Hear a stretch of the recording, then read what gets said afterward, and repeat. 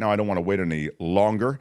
These guys have been a very big part of what we've done here every Friday. They offer their thoughts on everything going on politically, internationally. And as we've come into this political season fraught with all kinds of new obstacles and issues, it's so great to get their takes on it. He's the former senior correspondent at ABC News, the former White House correspondent for years at ABC News. How about it for Jim Avila? Good morning. And I also want to welcome in the guy who has forgotten more about politics than most of us will ever know. You know him from TYT and beyond. How about it for Michael Shure? How did you not just have Matt Gaetz as Friday, Fabulous Friday? You're right. I mean, thank you. The Florida contagion has made it into politics in such a big way. I was going to run something that Michael did. He's had a great video. If there's time, I'll run a little bit of it. Albert, you have it, right? You got it ready if we want it. From he went to a Trump rally, and it's pretty terrific. I'll just tease it for now because I want to get right to the border crisis and the decision to build a wall, add to the wall. I had to. The money was already, in the pipeline. What are the realities concerning that, Michael? I mean, the realities are that you can use that excuse if you're going to do it, but the political winds are saying that something has to be done about the border crisis. So it's a win for, to be able to say, to at least diffuse your the way you've been approached as a, I would say, as a moderate on the border, or thinking that there isn't a border crisis. You can say, look, we are doing this. There was a length of wall that had to be built. Some Democrats are going to be upset because it's playing a hand that was already dealt, and that's problematic as well. But so I don't think it's going to matter because it's so far ahead of the game right now. But it's leaving a funny taste in Democrats' mouths, and I don't think Republicans are buying that this is some sort of Democratic initiative. And the excuse the president's using is that this was, as you said, Mark, already earmarked. Yeah, Jim? Well, I think, first of all, that the Republicans who say we're wasting money should be looking at this as a waste of money. This is, it's proven the walls don't work. That kind of thing is not working. What Biden did here is convenient and not very, and not a smart thing to do. I don't approve of it. What he needs to do, look, the immigration and crime are two big issues that the Democrats have to deal with. But the way you deal with immigration is, why aren't they putting money into hiring judges to process these people who are at the border? Most of them who are coming in are the ones who are coming in under sanctuary. And because we can't process them for up to 10 years, they are allowed to either stay in the United States or they're brought back to Mexico, causing that friction at the border. There has to be a comprehensive immigration reform. And every time the Republicans, I saw Lindsey Graham on Face the Nation last week, and he's saying, Biden's failing at the border. And I don't know if Margaret Brennan is old enough or doesn't remember 2015 when Lindsey Graham was one of the sponsors of the comprehensive immigration bill. Throw that up in his face and say, why aren't you trying to do that again? That's what needs to be done. There is no shortcut to fixing the border. There has to be comprehensive immigration reform. And I know that the Republicans won't do it and you won't get it done in the House, but if we're talking just politics, if it's proposed in the Senate and shot down and passed in the Senate because of the Democratic majority and shot down into the House because of the Republicans, there goes their issue. They refuse to do anything about it. So I don't understand this piecemeal, it's 20 miles of wall. It's ridiculous. So, I don't understand what they're doing. It makes no sense. The monies that you talk about for judges, let's just be clear, that would be an appropriations bill that would have to come through the House, wouldn't it? Yes, it would have to be part of a comprehensive. I guess they could pass it a separate bill, But, the comprehensive immigration bill did several things. First of all, it sent all kinds of money and forces to the border. It addressed the Republican issues. It sent more border. It hired thousands of more border patrol. It sent money for not for walls, but for electronic walls, for drones. They have these balloons out there. All kinds of money for forced enforcement at the wall, at the border. And then it also dealt with people who are already here, what we do with them, giving them a path to citizenship. It also dealt with the farmers being able to get workers, and it also dealt with the judges. It appropriated money to hire the judges. Right And now, that, I've that interviewed those money goes, judges. yeah, yeah, that money goes to the Justice Department. It doesn't go to Homeland Security. So the Justice Department has the oversight to hire those judges, which I should just adding to Jim, and I didn't mean to interrupt, but I did. Merrick Garland's going to be have a mass swearing in of immigration judges in a couple of weeks in D.C. So that is happening, and so the need to co-opt an issue that is so distasteful to so many Democrats is even further confusing with this border wall thing. Let me just say this and respond to this that I'm seeing in the chat. Comprehensive immigration reform, it's pointed to, is like what we always hear. Jim just outlined for you, Delwood, what that would be. I mean, this idea, comprehensive immigration reform is what we need. Yeah, Jim just told you what it was. It's not just a talking point.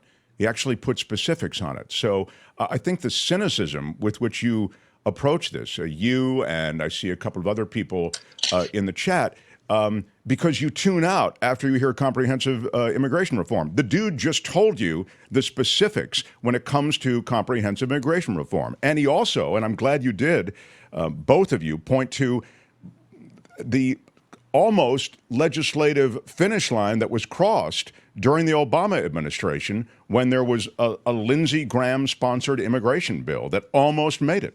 But it isn't just the case, and Marco then I'll move Rubio. on.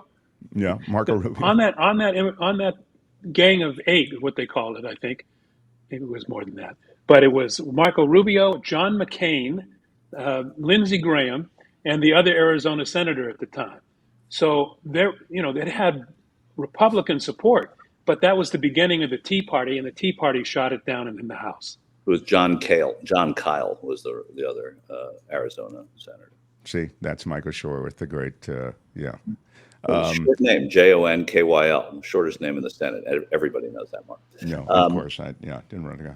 The other thing is when you're that is not dingable.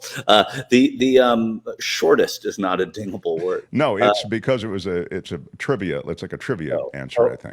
But the other thing, I think it was. And I hate to contradict my friend who knows more about politics than I've ever forgotten, but or something like that. It was Jeff Flake. It might have been Jeff Flake. Yeah. So Jim wins because it was Jeff Flake. Should remove the ding. We don't have a ding removal, so I'm sorry. Sorry, right. but I forgot it first. But I didn't want. How about Jeff Flake? A ding for Avila, though. All right, now go ahead, Michael. That's please. A ding from me too for knowing more. I forgot. The other thing is, and this is the on the street stuff, and this is the stuff that people like Delwood are frustrated by, is that when I talk to these voters, and granted, they're Trump supporters, they're going to Trump rallies, most of the people that I talk to.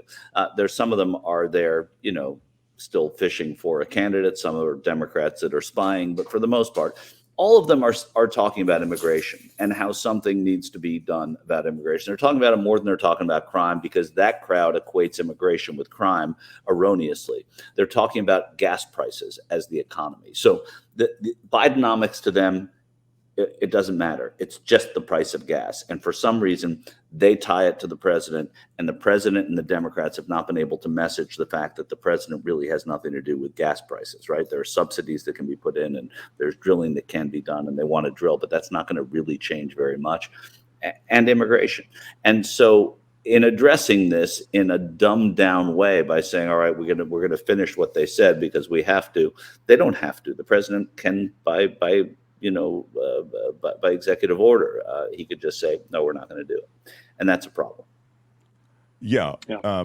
Well, I mean, again, this is the idea that the money was already earmarked, it was already in the pipeline. That's all a smokescreen for, I think, what you guys have pointed out, which is that And the you need. economy is an issue that eventually I think is going to turn around for Biden. I still think, I mean, gas prices is the issue.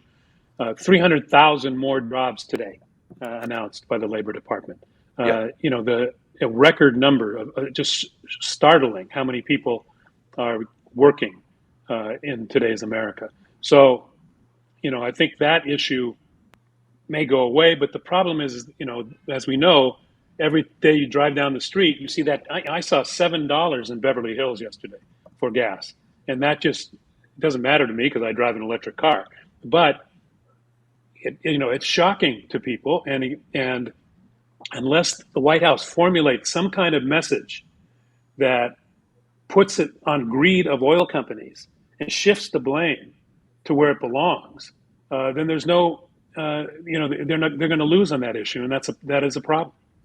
Now, the spot market prices are high also because of the Saudi cutback on oil and Russian cutback on oil. I mean, their international oil supplies are affected by that stuff too. But as you say, the president has no control over that. And it's even suggested that, both the Saudis and the Russians would like to see Biden out, and they would like to see a GOP winner because the GOP is just friendlier to their interests. Yeah. So, in any case, that's the gas thing. I wanted to ask you though about this story with the former president Donald Trump, who, as we know, took all of these top secret and classified documents to Mar-a-Lago. They're everywhere, from the bathroom to the ballroom to to the bedroom. All the B rooms were covered. I wonder if you could speak And the to BM room too. And the BM room. Thank you. The notion that he's spilling secrets about these nuclear subs, and like pretty critical secrets too, like how many weapons are on board, like what kind of weaponry is on board, how close they can get to a Russian sub before they can become detected. Speak to this if you would, Michael Shure. Where does this stuff just never cut through politically? It doesn't cut through politically until it cuts through with Republicans. And the more that they find that Trump did, the more it helps Trump. Even again, going back to these people that I speak to at these rallies, they say, keep indicting him, keep indicting him. They feel as if he is the persecuted, and that it is all political, and that it doesn't. And what he has done, he's changed things in American politics to where things don't matter. It started on the bus on Access Hollywood, because that never would have been accepted by any other candidate. And in fact, some candidates who were running for office at that time said that they were distancing themselves from Trump because of it, and they withdrew their endorsements. Well, they were the ones who suffered, and they didn't get elected, and Trump got elected. So it's changed that so much for Republicans, right? I mean, for Democrats, they still have a steeper hill to climb for whatever reason, because it matters to most of their voters, and it doesn't matter to Republican voters. So I think these things, yes, do they matter? Yes, they're illegal, and he broke the law if that's the case, and he could get in a lot of trouble for it. But does it matter to the Republican voter? Apparently not. There are people that say that they don't care if he shoots someone on Fifth Avenue. Well, and it also could result in an additional charge. The other shoe could drop. It could be a sedition charge, a treason charge. And I'm sorry, the correct word is espionage, an espionage charge. And because he turned it over to a foreign national, shared these secrets, and they're serious secrets, as you mentioned, Mark. And, anybody else who would have done that, in fact, the people who have been charged recently, the poor, military guy up in South Dakota or something, in jail right away. People's lives are ruined by this kind of stuff because they made serious mistakes with national secrets. And this guy is suffering nothing right now, and he should be put in jail now. He is a danger to our national security. And he's proven that, and Jack Smith knows it. He's had this guy testify before the grand jury, according to ABC News.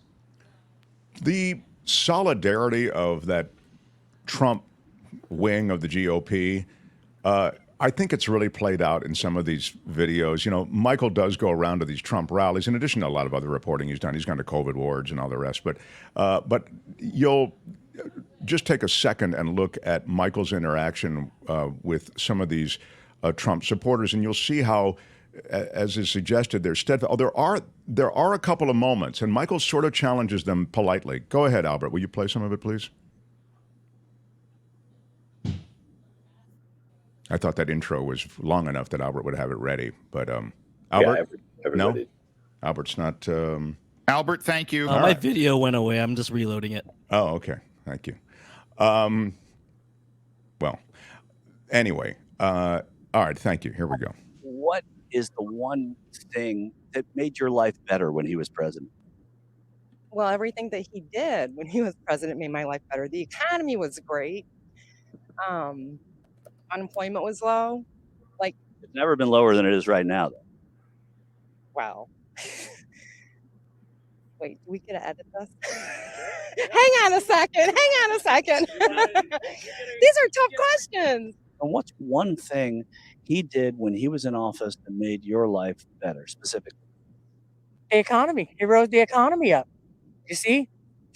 He ended what you call slavery of the working class people. That's what he did. How do you do that? He created jobs, opened up the market for free trade, fair pricing, the whole 9 yards. Look at our border. Look at our border, how it is. All them people pouring in here. That's an invasion. That is an invasion. You are corrupting our country and taking jobs from the American people first, but yet making us provide for the illegal aliens y'all bring in here. And that's all I got to say. Thank you. God bless Trump. Why are you excited to see Donald Trump? Best president in the last century. This guy's my favorite. In what ways? And what is it about his presidency that made your life better?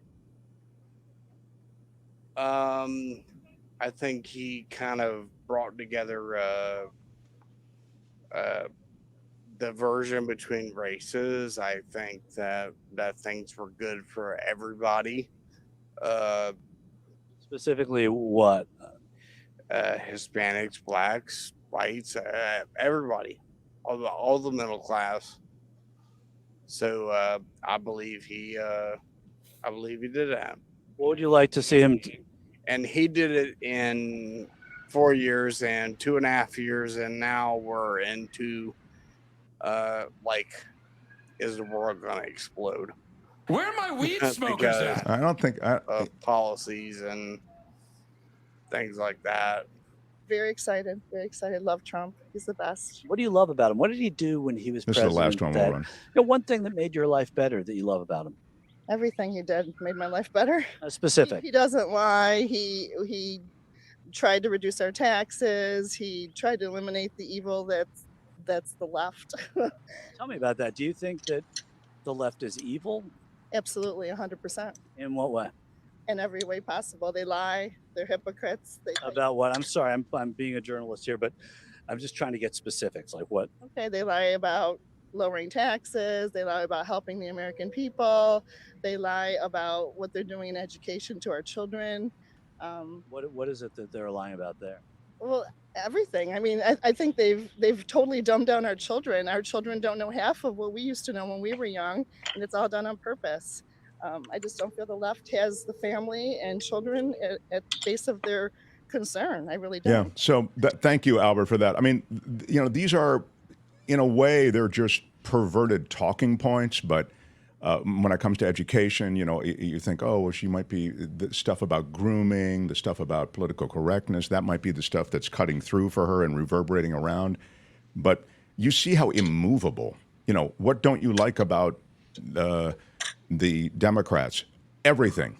And they parrot a lot, Mark, and just ordinarily in certain situations you would really press these people more than this assignment has me doing. This is just really being a sounding board to what these people are thinking, and I don't spend a ton of time challenging them. I always say it's like opening a vein and letting them bleed a little bit, and so you get a window into what is motivating these people. But it's talking points, it's generalities, and it's parroting things, and it's refusing to take what the media is saying, except the media that they choose to look at.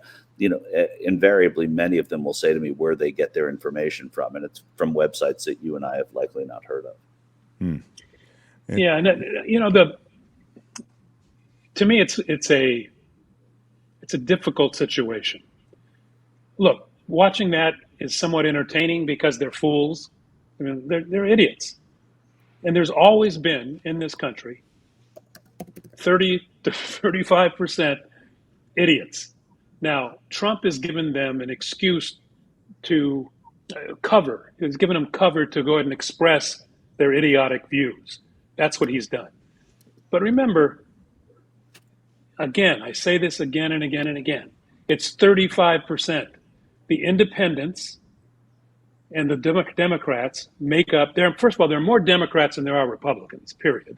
And then there are, right now, independents swing much more Democratic than they are Republican because of Donald Trump. Those folks, I would say, are entertaining but irrelevant. But by the way, there's this. Pauline asks, where can one watch the entire segment from Michael? Michael, that's on TYT, isn't it? Yeah, TYT. Go to the YouTube channel for TYT and click videos, and there should be several of them up there. I won't watch a lot of them. Yeah, I mean, Michael, yeah, I get it. I mean, Your head will explode. Yeah, it's a bit tough. But before I let you guys go quickly, because we really are out of time, but just speak to the dysfunction of the GOP and the choice of speaker that happened this week, the removal of McCarthy and all of that. Jim, I mean, where does this go? Where does this end up? Well, it looks like it's going over to the wrestling coach, Jim Jordan. It appears as though, I mean, I don't think Steve Scalise, who's the other candidate, I don't think he's going to be able to do it. He's too closely connected to Kevin McCarthy. Plus, he has health issues. Jim Jordan is relatively popular among Republicans in the House. I think he has the leg up on this, and that's going to make a dysfunctional House even more dysfunctional because he's not interested in passing any laws. He's not interested in any kind of coalition building, any kind of bipartisanship. He is purely a mouthpiece for Trump and also for divisiveness. I wouldn't. I think getting to 218 is going to be really tough for Jim Jordan. I think there's also a faction of House members who don't want to support the person that Matt Gaetz is supporting for Speaker, and because there is division about Matt Gaetz in the caucus as well. I agree that Steve Scalise probably can't build a coalition that's big enough. So I think this is going to go a little deeper. Names to watch, I'd say look at Tom Cole, look at Garrett Graves from Louisiana, possibility to who might be able to appeal to the Freedom Caucus side. And then there is always Patrick McHenry, who is going to be who is now the Speaker pro tem there. I'm not saying that any of them are going to sort of catch up and beat this guy or either of these guys. I just don't see where Jim Jordan or Steve Scalise get to 218, but somebody's going to have to, and it may just have to be a compromise candidate. Yeah, it's a bizarre moment in American history. All right, guys, thank you. Appreciate that. Always appreciate you guys here for this 1 year anniversary. We're in our 1 year anniversary week. In fact, I think both of you have said you can make the meetup, which will be kind of cool. We're doing a virtual anniversary meetup Thursday night of next week. So thank you both, and I look forward to next week. Thanks, guys. Hi, it's Mark, and I thought that was great. Hit the notification bell. You'll know whenever there's a new video being dropped, and please subscribe to our channel to help us save the universe.